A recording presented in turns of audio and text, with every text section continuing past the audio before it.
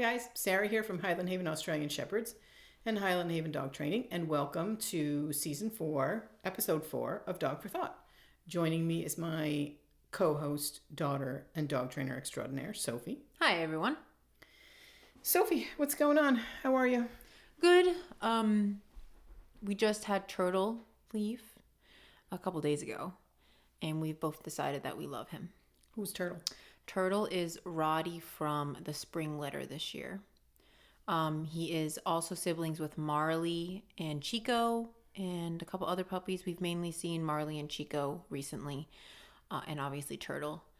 And he's just a lovely dog. Yeah, he's only 7 months old, 8 months old, something like that. He looks like a full grown. He does look completely full grown. Yeah, and he's not beautiful. awkward at all. Usually they're pretty awkward at that phase. But he's not awkward at all. He's super people friendly, and he's a nice size. He's a beautiful coat. He's just a super sweet guy. So I'm really happy with that litter.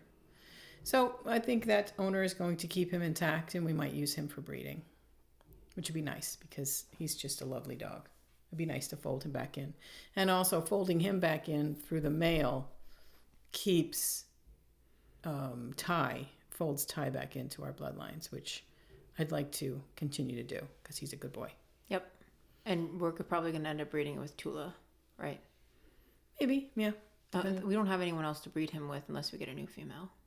Well, that's true. So I guess more my hesitation is, am I going to breed Tula to him?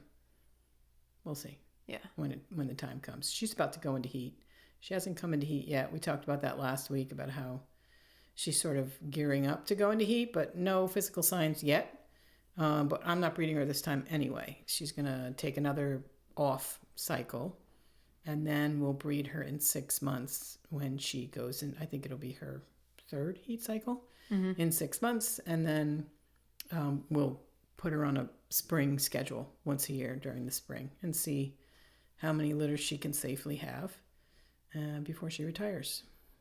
So, what else is going on? Well, we have 2 new training dogs, and then my boy Dutch is back, which, if you guys remember from previous podcasts, is the wire hair pointing Griffon that I fell in love with. And then we have a Corgi, and we have a Shih Tzu right now. And yeah, it's so a really great group. Three very different breeds from 3 different groups. So Shih Tzu would be from Toy, Corgi would be from Herding, and of course the Pointer is from the Sporting group. Yeah. So when you're talking about groups, in the AKC they have these groups that each dog belongs to a certain group depending on what they were developed for, right? So each group has their own personalities and breed tendencies. So when you have 3 dogs from 3 different groups, you have very disparate behavior in the group. So in our little group here, so that's fun. It's really fun. And if I was just a dog knowledgeable bystander and I happened to see us walking with these 3 dogs, I would be like, wow, that is an interesting taste of dogs. Right. Because it's very different characteristics per group. And it's also really nice, even though they're all very differing personalities, they get along nicely. Yeah, the 3 of them are very sweet. Tula comes in and out of the group to play. Twiggy comes in and out of the group to play. And of course, we still have Penny, Journey's puppy from the summer litter. She'll be here for a few more days, I guess about a week more, and then she'll go back home. So, and then we have boarding dogs that are coming in and out. So but everybody, the groups have been able to be completely together. We haven't had a solo dog come in, or for whatever reason, dogs that can't socialize. And you're talking a Shih Tzu to a Pointer. That's a huge size difference, but the Pointer's such a sweet guy. I don't worry about the Shih Tzu at all. The Shih Tzu bullies him, so Shih it's Tzu's hilarious. Pretty full of herself. Yeah, she's hilarious. First of all, her name's Betty White, which is just a perfect name for her because she is sassy, and she just has this spunk to her, and her thing right now is she's obsessed with eating leaves. So we have to watch her and make sure she's not out there with all the foliage eating leaves. Eating leaves. Silly. That's an annoying thing when they decide they're going to eat inedible stuff. It's a very annoying trait. What is wrong with you? And luckily, her dad's did tell me that she does eat leaves. So when I found her ruffling around the leaves, I was like, "Do you have a leaf in your mouth?" And then, meanwhile, she had like 3 leaves in her mouth. I had to pull out. I was like, "Lord have mercy." Luckily, it's nothing that will kill her. But like, gosh, stop eating them damn leaves. And then to briefly talk about the corgi, we've trained corgis before. Not in like our training facility, but like when we worked at other training facilities, I've worked with a handful of corgis, but this is the first one that we've trained like in our facility. And some, they're part of the herding group. They can be pretty sassy. And he's here for resource And guarding, he's here for resource amongst guarding. other behaviors where he's become quite fractious with his female housemate. Yeah. Who's also a corgi, but they're not related as far as I know. And he's just wonderful. I just love him. And I think it really is going kind of back to the groups of dogs. It really stands out. Like I knew I was going to like him because he's part of the herding group of dogs. And it's very much I just love a herding dog. I don't care. German Shepherd, Border Collie, you name it. It's my bag. And I was trying to like pinpoint why I like him because he doesn't look like the type of dog I like. He doesn't, he's a little guy with little legs, and he has these pointy. He's actually ears. not little. He's a big guy with little legs. Yeah, but like, he's so I don't know. I just adore him. Yeah, he's first of all very nicely bred, so he's quite beautiful, and he's just very sweet. Mm-hmm. He just needs some clarity and some confidence building, and as soon as you apply that, he's like, okay, that's good. I feel better now. Yeah. So he's very willing. He just was a little confused as to what the rules were at home, and he was becoming anxious. And when a dog gets anxious, they herd things, right? Yeah. They react on other dogs or sometimes people, and they try to control their environment. So really important that for herding dogs in particular, that you're quite bossy with them. They really thrive on that. Yeah, and not all breeds thrive on that. Yeah, I love being bossy. So it works really well. And he just follows me everywhere, and I just really like him. He's pretty awesome. Yeah, no, he's really, really cute. Yeah. I could see myself having a corgi later on in life. Yeah, for sure. Me too. Yeah. And then one of his biggest triggers are motorcycles, and it's always funny whenever we walk at our local park. It's like fate is just like, you have a dog that doesn't like a lot of people, a random parade on a Wednesday, and you're just like, oh, okay, like I guess now we're working on it. And so today there was a bunch of like police motorcyclists doing weird things in the park, like maybe 30 or 40 bikes. Yeah. So they must have been doing training exercises or something. Yeah, they were like going sort of up on a path and around us, and some were coming towards us. So it was like this 30 or 40, maybe even 50 bikes. Big loud motorcycles were, and then a couple of emergency vehicles with their lights on but no sirens. And trailers. He doesn't like trailers or motorcycles, and we just like walked through it. Yeah. No, he was great. No, it was really funny. I recorded it for the parents because I was like, yeah, no, we didn't plan this, but we took advantage of it when it came about, and he was really good. Mm-hmm. He was really good. Yep. It's just simply telling him what to do, and just being like, we're fine. Like, don't worry about it. I'll handle it if something happens. Yeah. And he was like, okay, thank you. Yeah. He just needs some confidence. Yeah.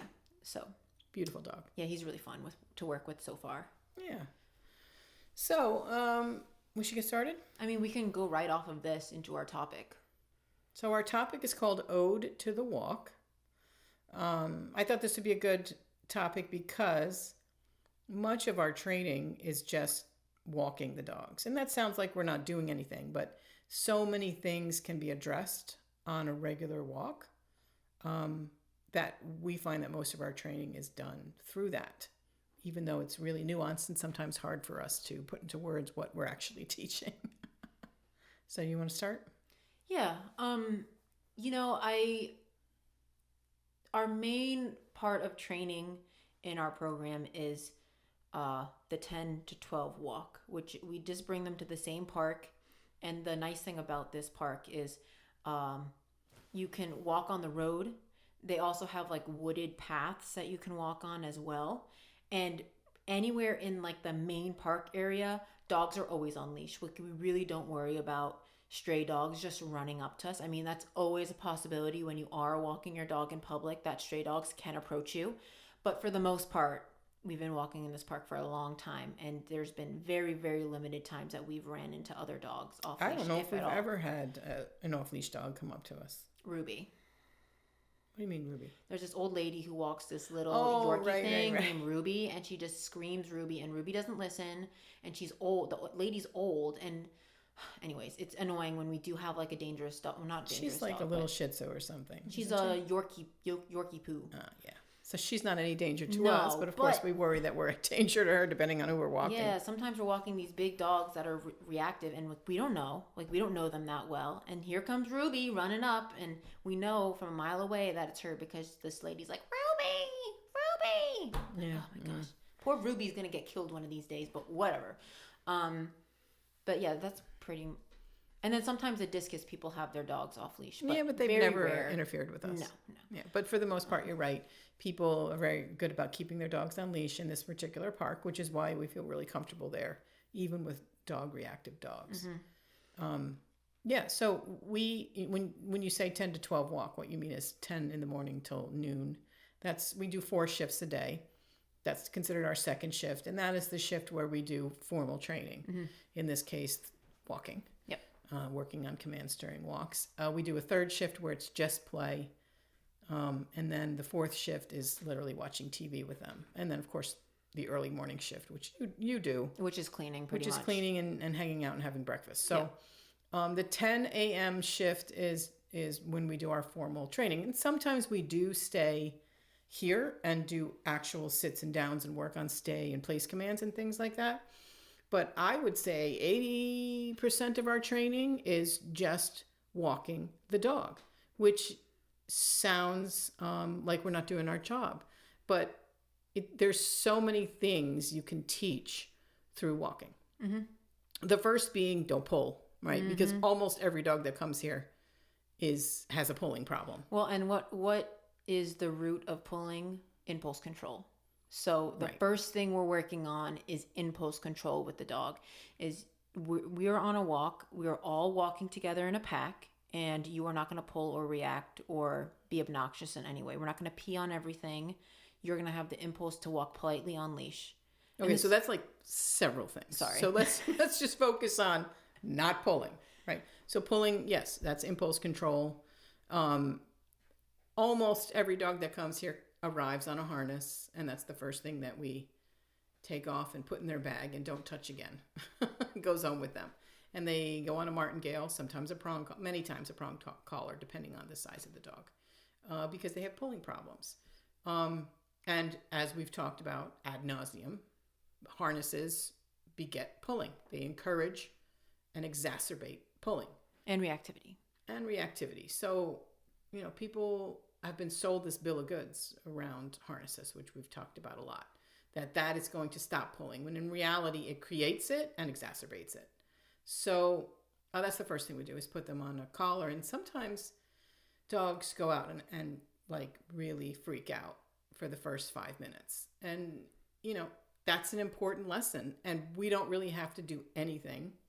Much of the walk is the dog learning to regulate through a series of real life events, whether it's dogs walking by, 35 or 40 motorcycles driving by, a parade, bicyclists, cars, mowing the lawn, trailers, those big mowers that go by that are working on the park, people playing discus, kids playing on the playground. Right. So all real life things. And really much of what we need to do is just let the dog learn how to regulate through the exposure, right? The other reason we like this particular location, and we do go to other locations depending on what we're working on, but we spend the majority of our time at this particular location because, like we've talked about before, it is an access road that's about a 40-minute walk around the park. It's a 2-lane road, so you can make distance. And with dogs that are reactive or are freaking out, we want to make sure that we create that distance so they can learn to regulate in a place where they can be under threshold and regulate. I mean, even with the access road, it's not just a road. Like, there's a huge shoulder on the side, on both sides. So if you do have a crazy reactive dog, you can either make the space closer together or you can really make the space super wide.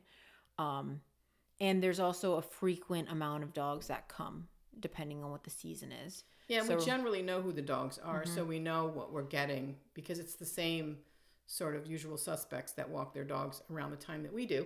So when the dogs are coming towards us, more likely than not, we know the dog, we know what their reaction, if any, is going to happen. And that helps us be prepared for either making more space to really provocative dogs or idiotic owners who let them go out 15 feet on the end of their flexi and have no control over them, or dogs who are really, really neutral, and when we can work on giving more slack and leash with our dog and let them practice regulating on a neutral dog that's walking by. Mm-hmm. So we work on the pulling.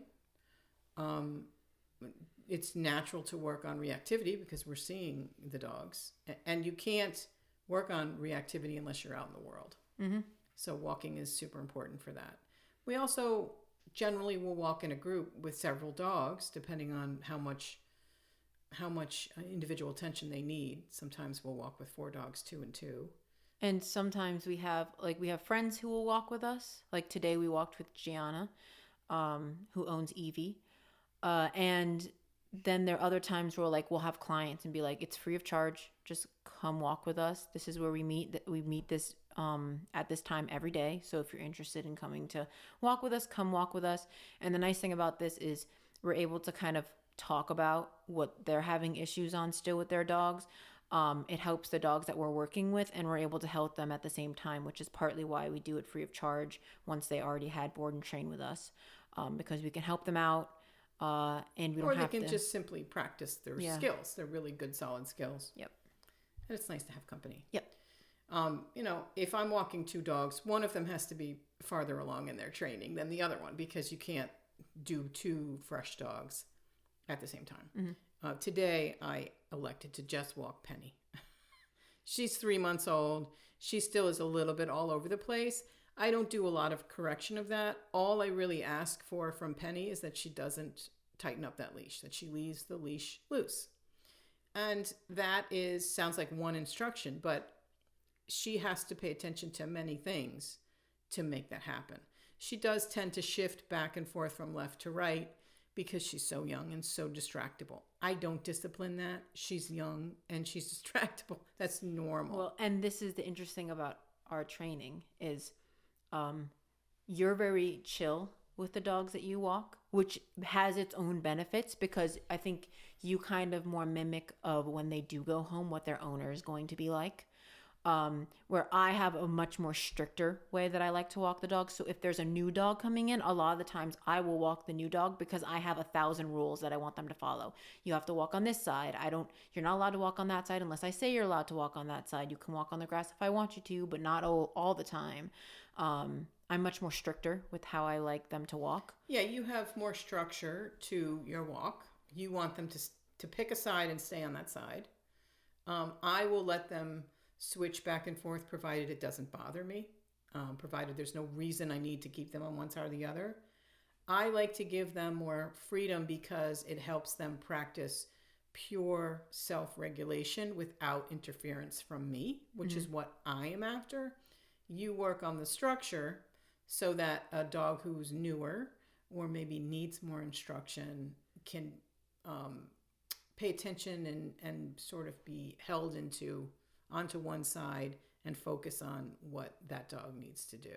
So like a great example is Penny was a perfect match with you because she doesn't really need all that structure right now. She's a puppy. She kind of needs to have that freedom and to be able to figure out just how to function in the world. That's really her goal. Mm-hmm. Where Fergus, which is the corgi that we were just talking about, has already experienced all those things in the world. He's an adult now and now has created behavioral issues and needs to be told what to do. Mm-hmm. So I'm very good at taking a dog like that who is anxious or just needs more structure in the walk and being like, this is your job. This is the only job that you get. You need to stay on my right side and you need to stay within my clip. We're not going to stop and pee on everything. We're not going to smell anything. This is a walk. We're doing it together. These are the rules you have to do.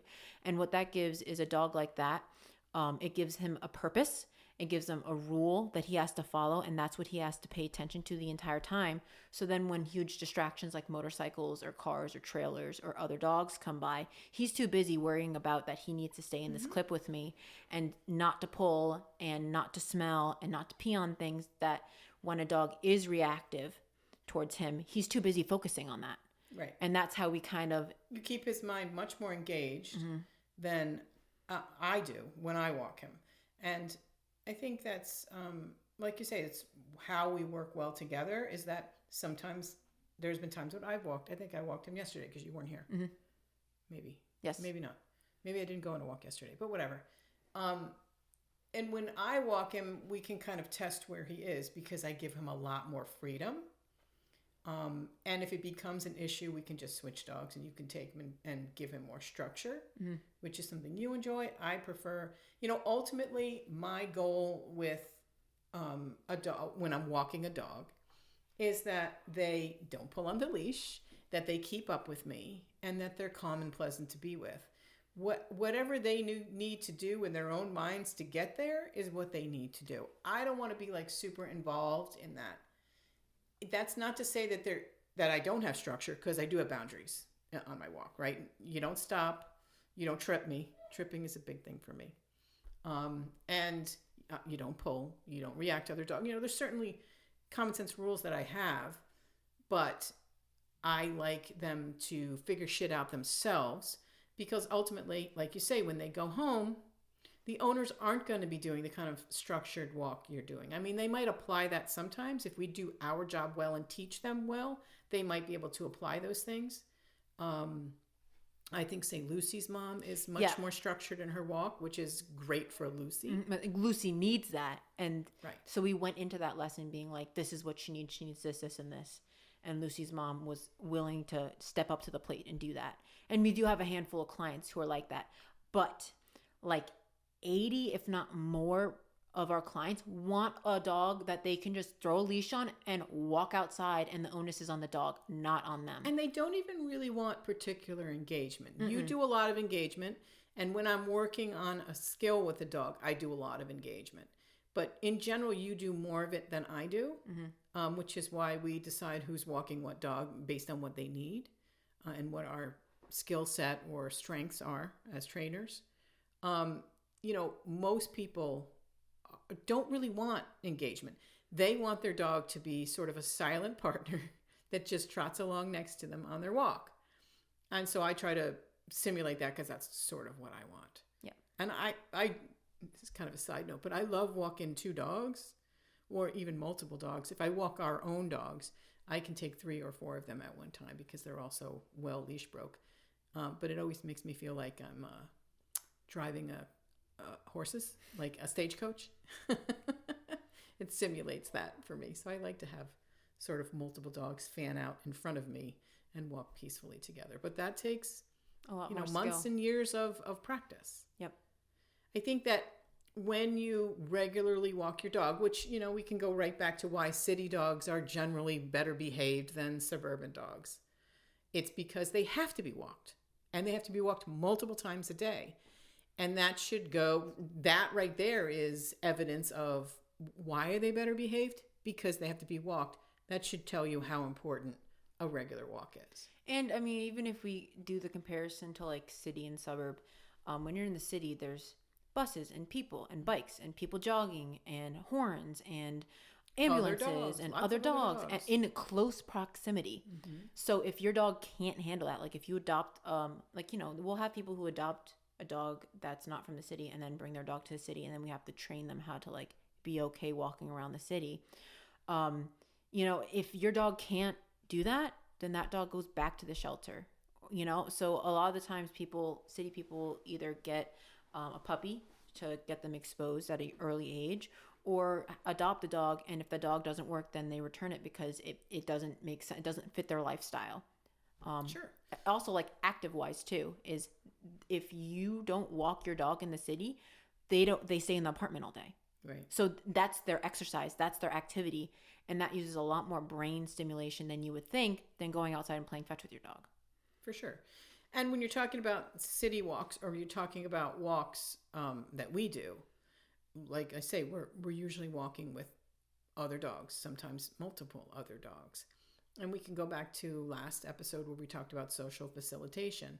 So a reactive dog walking with a non-reactive dog is not going to fix the reactivity. You'll see that a lot on Instagram. Walk an unconfident dog with a confident dog. That will fix their confidence. No, that's not. Social facilitation doesn't go that far. It's not the other calm, polite dog's job to teach the maniac, stuff. But it won't make the behavior worse, and it does provide some sort of comfort to the reactive dog, right? They can sort of look at a good example. So a lot of times we will walk one of our own dogs if we need that sort of polished, finished, confident dog.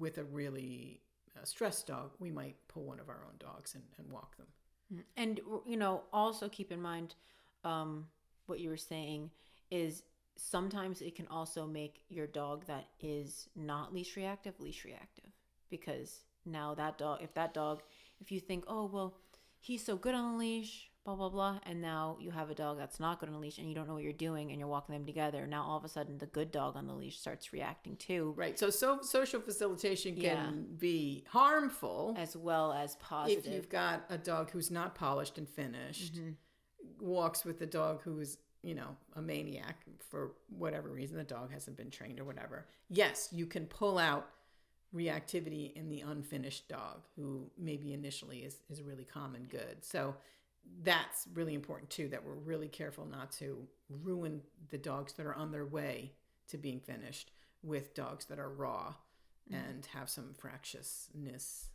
tendencies. So a lot of the times, like if we have a handful of training dogs all at the same time, and let's say like most of them are leash reactive, which usually that does happen, and we have a new dog coming, a lot of the times I will take the new dog and we walk behind you who are walking the dogs that are more further along in the training process. Sure. So those dogs are seeing the new dog that's walking in the opposite direction and they're not reacting because we've worked on them and you're giving them more freedom to be able to see and feel and they're not super reactive at this point. And then the dog that I'm walking is super reactive, but they're seeing that the dogs in front of us that we're walking together aren't being reactive, even though there's a dog coming, but they're not influencing one another. Where if they're negatively, right. Where if they're walking together, sometimes walking them together where they can see each other can create them all to react at the same time. Right, and a dog who's on their way to learning, it doesn't really need a stressful situation where the dog next to them is losing their mind. Exactly, right? And needs to be taken a distance away. Not really fair to work a dog up like that. Yeah. So sometimes we'll be like, okay, there's dog coming. I'll send you forward and you can pass the dog and then I'll hang back. Or and sometimes then I'll work on the dog. It seems that we would always do that, but sometimes we have a dog and we're like, no, he needs to go first. Yeah. Even though he's the reactive one, he needs to go first so that I can like jog or like get him preoccupied so we can pass the dog faster so I can prevent him from reacting. And that's all about exposure. So the more exposure they have to the things that make them upset and they make them less and less upset, the easier it is to then say, okay, now I've brought your threshold up to the point where we can now walk by, with a normal distance, and now I can start inserting alternate behaviors. So initially it's just, let's try to get them not to be fractious by creating distance, right? And sometimes by engagement, right? Lots of cookies and stuff, and reassociating that experience that once was full of anxiety and adrenaline to one of calmness and dopamine, right? Once you get to the point where they can control themselves a little better, it's then an opportunity to insert more commands, more rules, an alternate behavior. This is what we do. So now that you're not losing your mind and you're still here with me mentally, I'm going to ask you to do this. And then you can start moving forward with a plan, a structure. Every time we see a dog, we do these steps. And then the dogs that are super anxious about this kind of stuff, they find solace and peace in, okay, I know exactly what's about to happen. I know what she wants me to do. Let's do those ritualized behaviors. I go to the outside, away from the other dog. I look up. She gives me cookies. She tells me I'm doing great. We walk by, and that dog never comes into my space. Mm-hmm. And over and over and over again, when we do that, then dogs become more confident, less scared, more engaged, more trusting of the person on the end of their leash. Then we've got to bring them home and work with their owners. That's a whole, maybe we should do a whole episode just on working with owners, because that's the other half of the training, and we don't have nearly as much time working with the owners as we do with the dog. Well, I mean, I would love to do that and actually bring some owners on the podcast. Yeah, I feel that like would be great. really fun. It would be nice to hear their feedback. Yeah, feedback and point of view, what it was like for them, what worked well for them, and of course, what works well for one person, it's not for everybody. Won't work well for everybody. So, and that's, again, you and I have to sort of change on the fly, try to figure out. And most of the time, it's a couple. So, having two trainers show up, it's kind of a weird business model, but having two trainers show up is really quite helpful, because you can work with one spouse while I work with the other. And it's also interesting that, like, within that dynamic, each spouse tends to work differently. And so as we're having, it's funny, because I actually think that working with people tends to be much harder than working with a dog.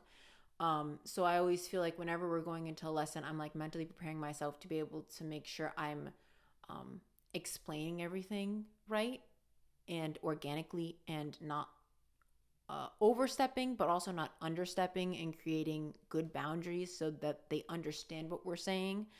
I always feel like that's really hard to balance. But I do think having you there as well, because you're much better with your words than I am, helps when I get stuck on stuff, and I'm much better at like showing an example of how we're walking the dog. You do all of the leash training with the client. I will generally hang back either by myself if it's just one client, or I'll hang back with the other partner or spouse behind you, and we'll just talk about what's going on in front of us, how you're doing it, what you're doing, and talk to them specifically about the issues they're having. Because the issues that each person has with the dogs are, most of them are the same, and then there's a percentage that's unique. And then we switch a lot of the times, and then the next partner will come up, and then I'll walk the dog and kind of explain to them. But usually, once we get to the house, we usually break off a little bit, and you end up finding the partner that needs more words to understand, and I find the partner who needs more visual to understand. And then it's a lot of us talking about like, just because your partner rewards that type of behavior doesn't mean that will leak into your relationship with your dog. So we talk a lot about that too. This is kind of going off topic. It is. We'll save the rest of that for, like I say, a whole episode on talking about the people side of it. But that's most of the go home lessons we do, we just talk. We don't do a lot of demonstrating. There is some, of course, there has to be, but most of it is just dog philosophy, because before you can get the dog to behave, in quotes, on the walk, or behave in a way that you like on a walk, there's all this foundation building, and understanding the philosophy behind that foundation building, why we make the decisions we make, why we interact with them the way we interact with them. All of that equates into a dog who can listen in whatever situation you are, whatever you're asking it. So we don't train them for specific tasks for that home and that dog, by and large. So rare cases when we do. Most of the time we train the dogs in the same way. Each dog has needs a slightly unique approach, but we train them all the same way, because what we're teaching a dog to listen and to be able to respond. And right? In the end, it's a blank slate. And I think that's the unique thing about how we train dogs compared to how I see other people and other places that we've been hired to train dogs, is we create a very blank slate. Sit down, place and go lay down. Those are the main commands we give the dogs. And then knowing their name.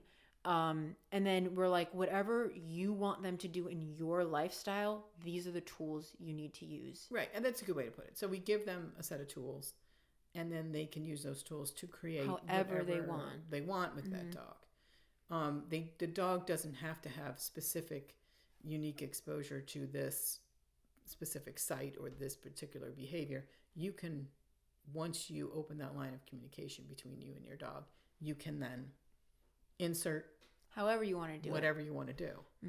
So very much like the walking, it seems like we're not doing much, but there's a lot going on under the surface. So we've talked about the walk, working on impulse control. We work on reactivity. The nice thing about leash training your dog, particularly when they're puppies, which is what we do with our own dogs, they start very young. We don't make them, when they're 10 weeks old, they don't walk the whole loop because they're too small. But we get them out there really young, because if you create a lovely leash trained dog that has lots of exposure when they're young, they carry that with them for their whole lives, whether or not they get walked. Like, it's true permanent foundation building. And if they haven't been walked in a year and you take them out, they might be a little rusty, but it's going to come right back. It's kind of like riding a bike. When you leash train your dog for an extended period of time when they're young, they never forget that. And it will come right back. Of course, we encourage people to walk their dogs regardless of whether you need to anyway, right? Because so many things are being communicated, and you can talk about the relationship building leash walking does. They're a cooperative species, just like we are. So, there's this whole thing about people singing together. Have you ever heard anybody talk about that? It's very, very satisfying to humans to work together, to do teamwork. And singing together is very satisfying, which is why when you go to a concert and the whole arena sings the song together with the artist up there, or the artist just shuts up and lets the whole arena sing the chorus or whatever, why that is so deeply satisfying to human beings. I never really thought of it that way, but I'm like, it is. Oh, you get like goosebumps. Yeah. And like everyone's singing together. I also think it's interesting that's the perspective that you see it from, because how I see it is very much like sports. Like, I like the teamwork that when we're walking together as a pack, because it's very much so like, you have these strengths, this dog has this strengths, and we're going to use both of our strengths to be able to get through this mission together. So that's and I think that's why I really like a very structured walk, because I like everyone to have their own place. Like, this is, you stay here, you go there. We're not smelling that. This is how we're going to do it. We're going to go around the loop, and then we're going to get there. When we get to the car, we're going to sit, or what, whatever. Like, I really like the teamwork and the building, and to me it relates to sports, like very much like softball. Like, well, is there anything more satisfying than being on a softball field and being in the outfield and having a fly ball go to center field, you catching it, and then relaying it in or throwing it straight in and getting the out at home, right?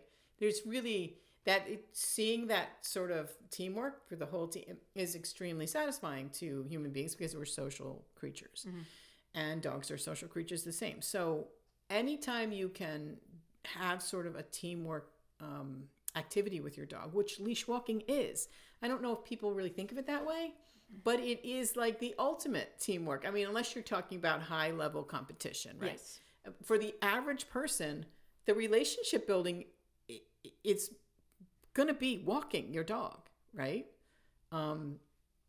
It's so satisfying to both of you when you can just sort of do it in a way where you already know what the dog's thinking, and the dog knows what you're thinking, right? Which is why doing the same loop is really healthy for dogs. Some trainers are like, if you're just walking your dog 30 minutes a day, you're not doing enough for them. Oh, give me a break. 90% of the household pets will do perfectly fine, will be happy, well-adjusted, lovely, fulfilled pets with a 30-minute walk a day. Okay? We're not talking about Malinois. We're not talking about Border Collies. We're not talking about high working driving dogs. That's not what we're talking We're about. not talking about the working dog. The average person, maybe not a Great Pyrenees. Maybe will not enjoy the walk because that's not what they're designed for. But the average dog that people get, retrievers, labs, doodles, toy breeds, most of them like walking 30 minutes. It's the perfect amount of walk. I don't understand what the deal is. And so every day you're reinforcing this teamwork, which is so satisfying to both you and the dog, even if you're not conscious of it. Mm-hmm. And then you can talk about leadership part of it. Well, I mean, I think I had a whole thing I was going to talk about, but then I lost my train of thought. Well, like with walking dogs, I think that first of all, dogs. This is what I was going to say. Relationship. I wanted to kind of hit relationship. I mean, we talk a lot about relationship, and I think people forget what relationship is when it comes to animals, especially your dog. I don't know if they forget. I think they don't even know. Yeah, maybe they don't even know. But like, I think with relationship, it's so important. Like, relationship isn't feeding your dog, isn't petting your dog, isn't loving your dog. That is not relationship. I mean, is that a pro? Yeah. Like, they're going to love you for those things, but those are like basic stuff that you do with them. Real relationship is going through highs and lows with your dog. I mean, I imagine a great example would be like your longest friend. You have a great relationship with them because you can look back. Oh, do you remember that time in college that we did this, this, and this? And now look at us. We're like, we both have kids together and we're raising these families together. But like, you can relate to all those experiences that you had with them.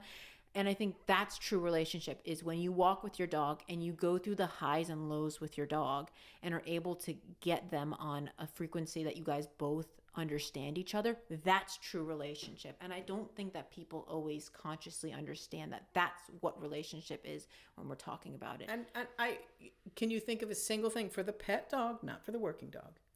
Can you think of a single other thing you do with your pet dog that's going to simulate that teamwork and that relationship building?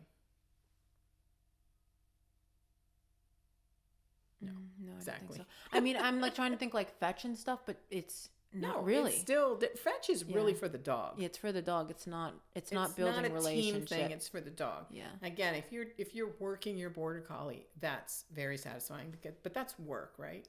That takes specialized training. I mean, when I'm thinking about fetch, you said no working dogs, or, you know, if you're a trainer, like when I play fetch with Twiggy, I create a good relationship with her because I don't just play fetch with her. I ask her to do things. And I think people also forget, like, that's what we've bred these dogs to do, is to boss them around. Like, again, they don't forget. They don't know to begin with. Yeah. I don't think we have an epidemic of people forgetting things when it comes to their dogs. It's literally that they don't know. Yeah. It's just, you know, like, okay, so I was talking to one of our clients. It's one of my favorite clients, and she brings her dogs to get groomed. And he is a very difficult dog. He is as pure as an Aussie as it gets, comes from working lines, super leash reactive, wary with new people. I mean, the reason she brings him back here for grooming is because he's funny with new people and won't let them like touch his feet and stuff, and he will bite you if you do it the wrong way. But me and him have worked really hard on our relationship, so I can do literally anything with this dog. Well, he was here for training. He was here for training. Now he just comes back for grooming, but we did training with him. I did training with him, and he was primarily like my training dog. I did the most with him. Like, he was my project. He was the worst dog as far as, and we've talked about him before. He needed to keep a leash on for like 3 full days. Yeah, it was a metal leash, so he wouldn't chew through it. And every time we would bring him out of the kennel, it was a game of trying not to get bit by him. Right, and we didn't use a muzzle with him. No, we didn't use a muzzle. That would have just made things worse. Yeah. But it took him like 3 full days to let us, let me touch him, which is unusual. That's pretty high on the scale. I mean, we had other dogs in the facility, and we would have to blanket all the kennels because he was so fractious and so sensitive that he would just like fence fight all the dogs. It took him a really long time. We had to like slowly wean him to like exist with other dogs, knowing that like they are not going to come out of their kennels.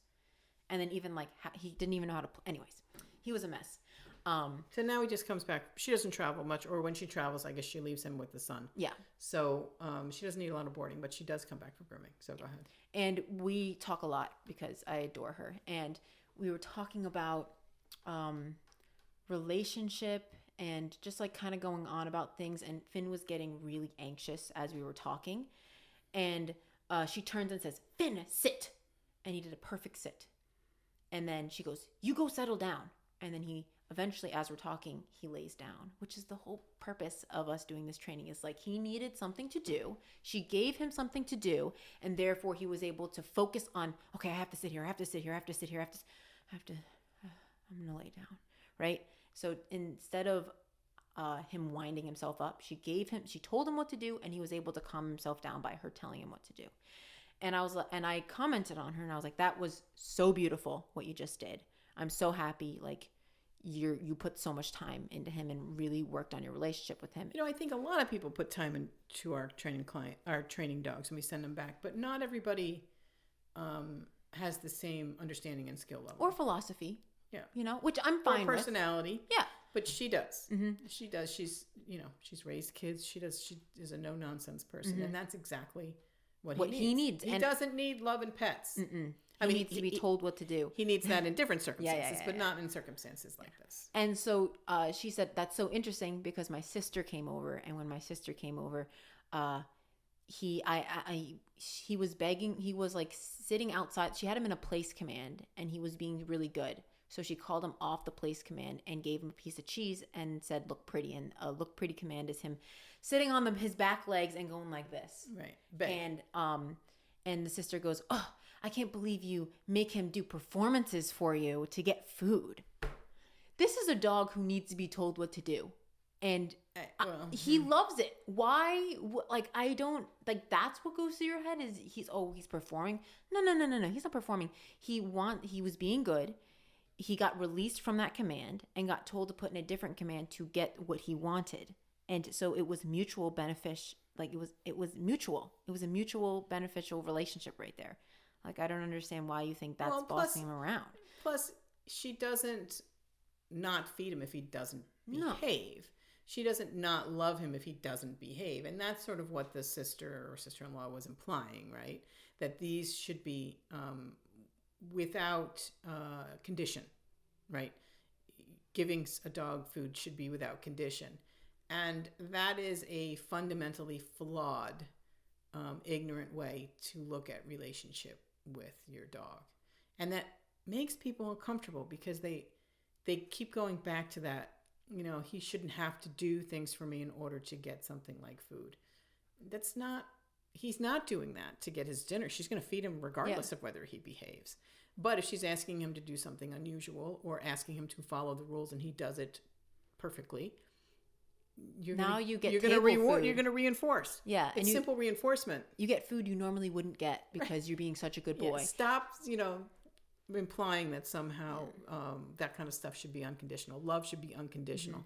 Mm-hmm. First of all, you're talking about an animal and you're using affection to reinforce the behaviors that you like.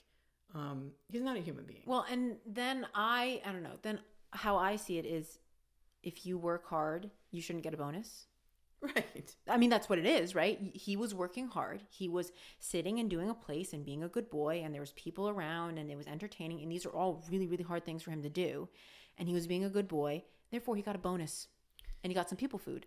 I'll break it down even further for you. So like your relationship with your immediate family, like your children or your parents or whatever, your love is unconditional, but that doesn't mean that your behavior is not reinforced or disciplined, right?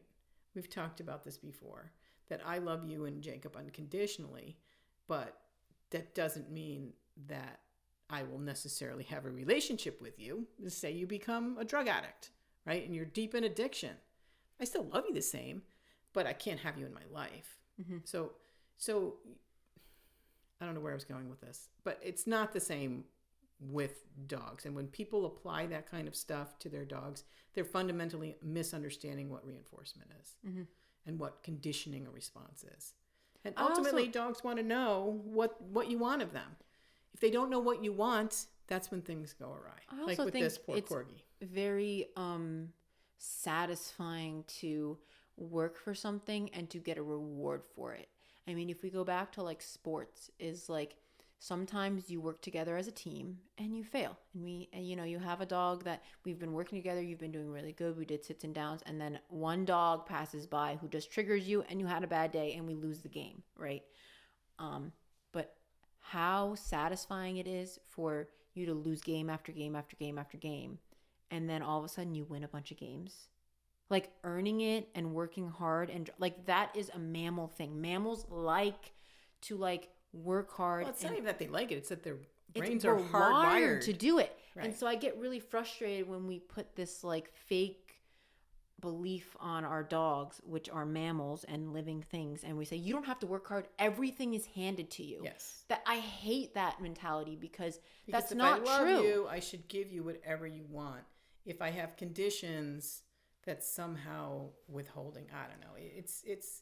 It's a crazy sort of far one direction, force free kind of stuff, which makes me insane. Because it ultimately does a tremendous disservice to the dog, and a tremendous disservice to lots of people who are online watching those videos, going, oh well, because I require my dog to behave a certain way, or I discipline my dog, I must be a bad person because look, this person is saying I don't need to do any of that, and that's fundamental bullshit. Yep. I'm sorry, it is. It is. And I wish it was like, I honestly sometimes wish it was true. Like I wish we could just love them to death and it would just be easy. But that's just not how living things work. They're living things. People are not perfect. No, and I think it would be boring. It would be boring. That's why I have Aussies. Because it's never the case. I know. It's like they always come up with some new behavior. I mean, we have a lovely dog that comes in. I'm not going to name her. She's fantastic. She is the perfect dog for 90% of the homes out there. I mean, she's just so perfect, sweet and well behaved and biddable, and she'll do whatever you want her to do. She'll be whatever you want her to be. I find her mind-numbingly boring. I do. Yeah, I can look at that and go, "That's a good dog." It's a fantastic but dog. I find her so boring. But not my type of dog. And I think that that's kind of the mistake that a lot of people get stuck in, is I think that they think all breeds of dogs are kind of like, if you love them enough, they'll be perfect for you. Right. And it's just not true. And when we say like you need to do research and make sure you find a dog that's best suited for you, there's a reason we have 1,000 different breeds and styles and types and looks and temperaments and sizes and shapes, is because people are unique and like very specific characteristics per dog. And one person's muse is not somebody else's. And so like, and people have this, a good example is people have this whole thing about, oh, I want a big dog, I want a big dog, I want a big dog. Pretty much most people should not have a big dog. Sorry, period. Done, end of sentence. And I think that if you did more research... The bigger the dog, the bigger the problems. I know. I mean, if you have a big dog that's leash reactive, that is a lot worse than having a little dog that's leash reactive. It's much worse having a German Shepherd that's leash reactive than a Corgi. Yes. It's a much bigger problem. Much bigger There's risk. More potential for serious consequences, whether you getting pulled down or that dog actually injuring another animal or person. Big dogs are bigger problems. Small dogs, smaller problems. Now, they still have problems, but... Yeah. So, I don't know. We're kind of off in the weeds, which is kind of our MO. But if we go back to leash walking for a moment, this Corgi who came to us with some resource guarding issues and reactivity, really, and he's going to be with us for 4 weeks, really most of what we're going to do with him is walking him every day, exposing him every day so that he has positive experiences and gains confidence. And he's going to get that confidence through good leadership on the other end of the leash and communication and structure. Already, he's so much calmer and happier. Mm-hmm. Now, he's not, I would guess, not being his silly, goofy self yet. We haven't seen the real dog yet. He's only been here several days. But it's so satisfying to me to watch him walk with you and see this dog go, this is what I wanted. Yeah, he's so engaged. He's so into naturally engaged. Yeah, like, I mean, he's not super food motivated at the moment. I hope it will kind of pick up a little bit. But he just wants eye contact, which is totally my bag. So we're walking him and he's looking at me and I'm marking it, and you know? So like we passed those bikes, he was looking at me. I'm like, yeah, you're doing so good, buddy. Like, yeah, you keep up with it. And then after those bikes left, I did a little run with him, and then we stopped, and I was like, oh, you're such a good boy. And I gave him 1,000 pets. And he was so satisfied with that, you know? And even with him, I think also the thing I really like about the walk is, making them do weird things. And when I say that, it's like if this dog's scared of a plastic bag, we're going to go up to the plastic bag so you can go smell and see it's not a big deal. Not forcing them. I'm not forcing them. Just being like, let's go investigate, you know? So a lot of the times when we do have spooky dogs or dogs that are nervous about something, part of the walk is let's go investigate. You know, that's part of us being out here and working together as a team. Let's go out. Let's go look at it. If you're not over the top going crazy over this bag because you're so scared of it, let's just go look at it. I do it with Twiggy all the time still. She's scared of her own shadow. You know, so. I mean, could you imagine living in let's not even say a foreign country. Let's say a foreign planet where they're speaking alien language and you have no way of deciphering what the heck they're talking about. And they're different species, right? Because they're aliens. So you can't even look at their body language and try and figure out what the heck they want from you. And then suddenly an alien comes to you and speaks your language. Imagine how much of a relief that is. And that's pretty much what happens every single time we get a new training dog.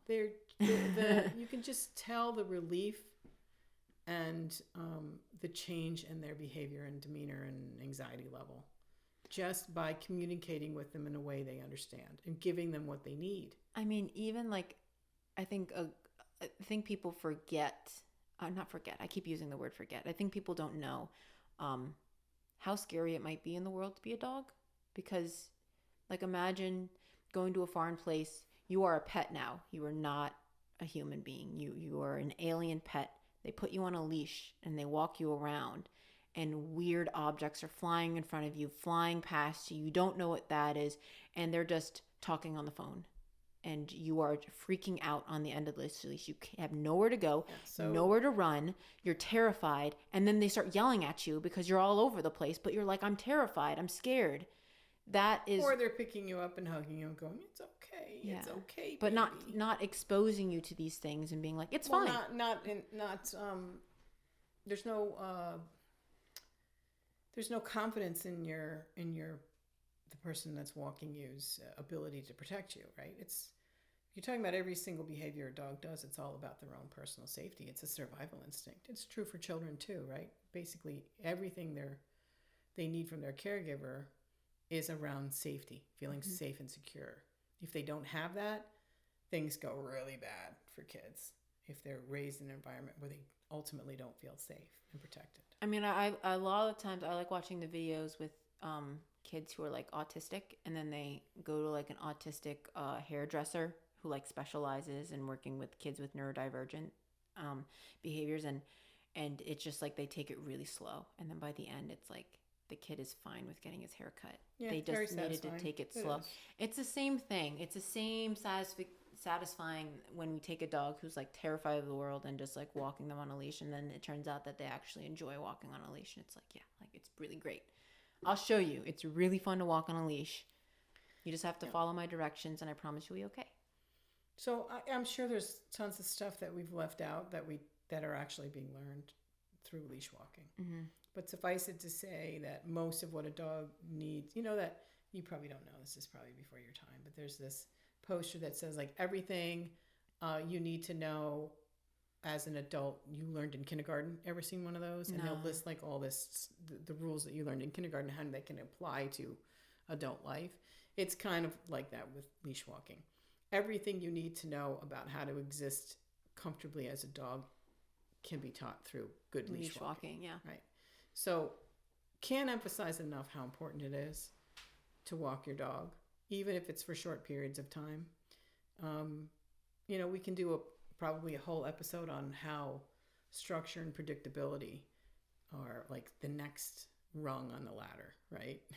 of how you make a dog feel comfortable and secure. And a dog who feels we're not talking about a dog who has an aggression problem. We're talking about the average dog who feels comfortable and secure is a dog who, is a lovely pet. Mm-hmm. When they understand what's being asked of them, and there are clear rules and boundaries in their lives, they are, by and large, the happiest dogs out there, and that's everybody wants that. Yep. And I mean, it just goes along with our philosophy. I mean, that's literally, we'll go into the house and talk about leash walking and our philosophy around leash walking and how we can take these same behaviors and bring them in the household, and how you can sculpt the dog to do what you want to do. Just be consistent and concise, and understand that if you change the schedule, they might have a reaction to when you change the schedule, and we're going to be understanding. Right. For that. So they're living things, and they're going to feel things, and it's okay if they feel things. Right. And when you have a 3-month-old puppy, she's feeling lots of feels on the walk. Mm-hmm. She's lagging behind when a dog walks by us because she wants to watch that dog get way out of range, right? She shies away from cars, loud cars and bikes. That's normal. She's 3 months old. Mm-hmm.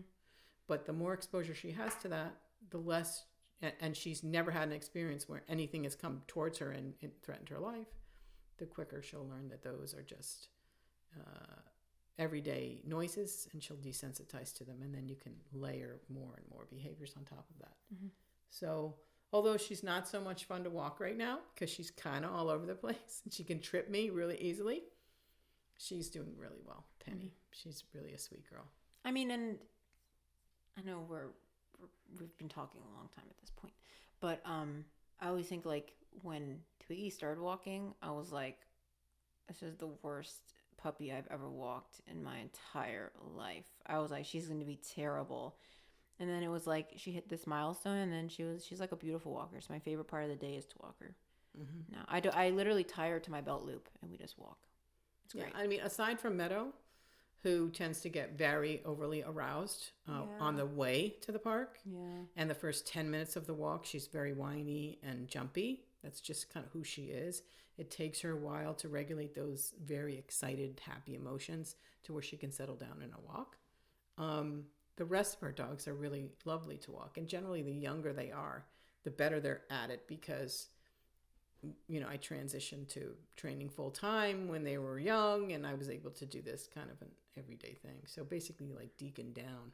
Well, and I do think, like, I think Meadow would be a lovely walker if we just ran her a lot. I think Meadow's early exposure for the first several years of her life, all we did was run in the woods. Yeah, we just ran. So she didn't do a lot of leash walking. Well, and you don't have to regulate your emotions when you're running in the woods, because you just... Consequently, she is...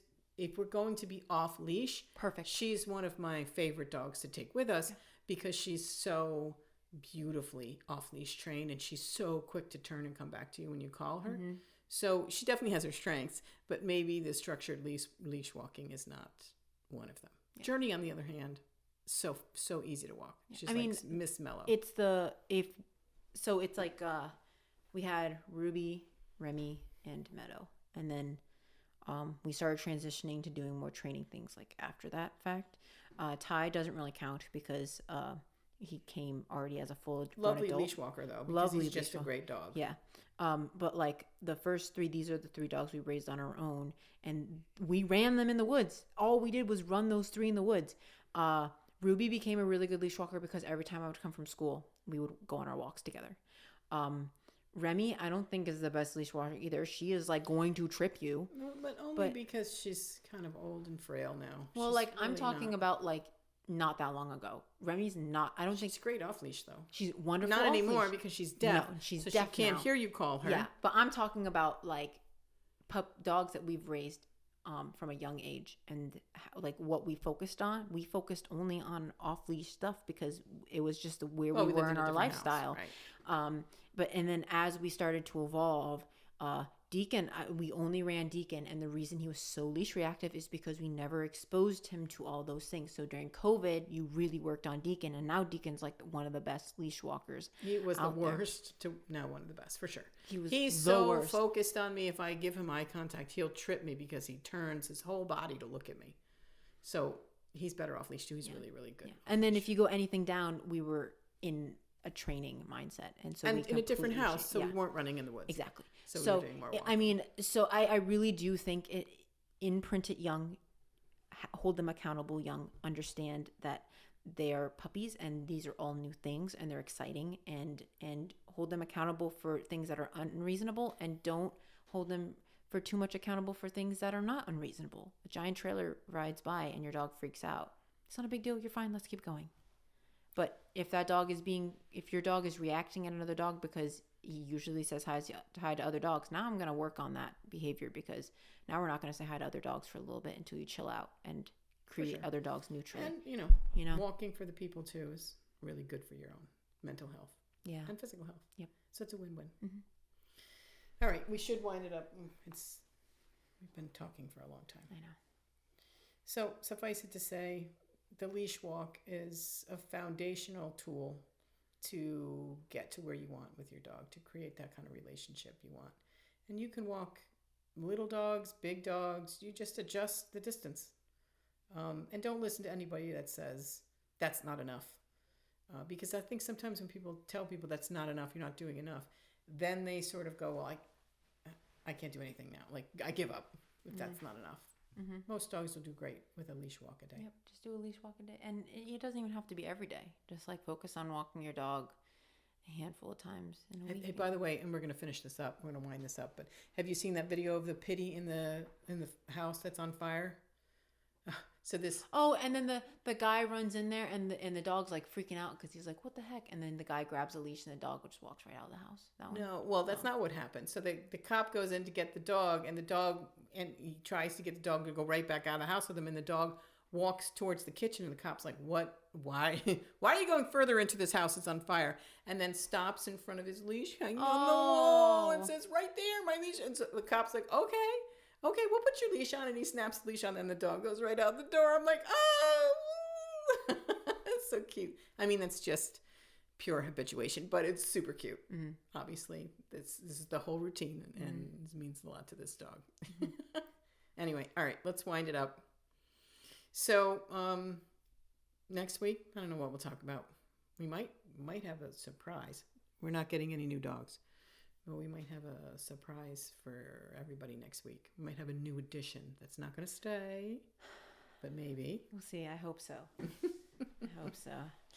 All right, guys. So we'll see you next time on Dog for Thought. Bye. Dog for Thought is written and hosted by me, Sarah Brown, co-hosted by Sophie Brown, produced, edited, and original music by Jacob Brown. Don't forget to like and subscribe.